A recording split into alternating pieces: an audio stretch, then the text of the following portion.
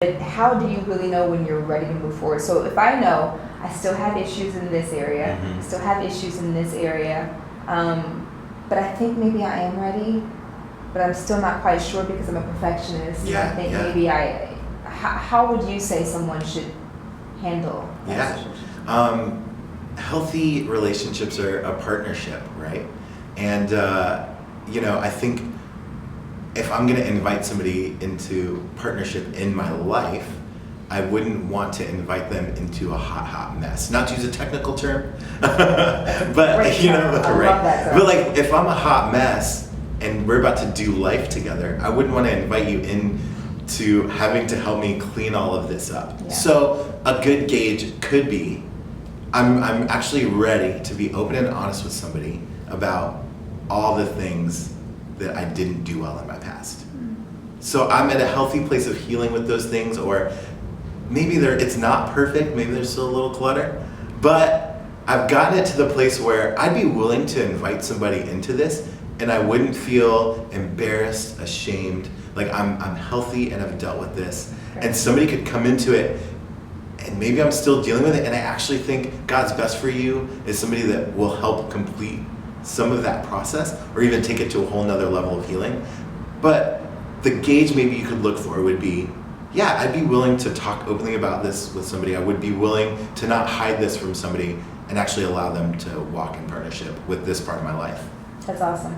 How important would you say community is in this whole this transition from pre-dating into dating? It's absolutely important. I think there's so much about healthy friendships that help prepare us individuals for the potential soulmate individual or person that we're going to spend the rest of our lives in a healthy relationship with. I think our friendships before that can really help prepare us.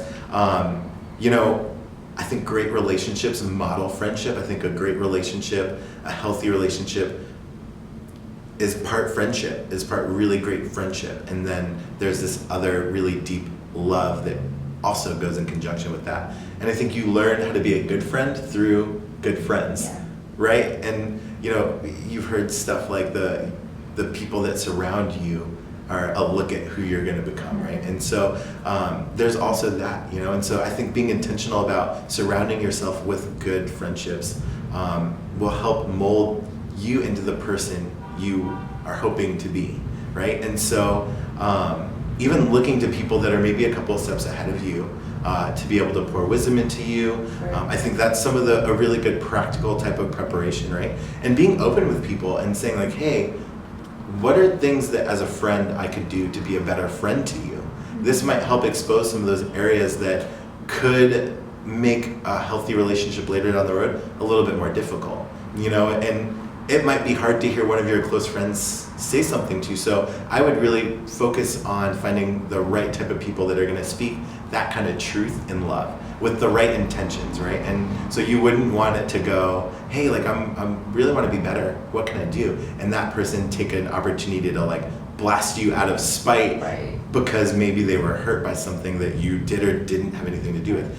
The right answer would be, oh yeah, like something that's honoring but said in truth, so that then you can take that and apply it. Something solution-based would be helpful, right? So hey, sometimes when you're like this, it actually comes off as really selfish. And I think you could maybe do this because I know your heart isn't that. So feedback that sounds something like that would be the kind of feedback you're looking for that I think would be most productive and helpful for you in this kind of phase of preparation.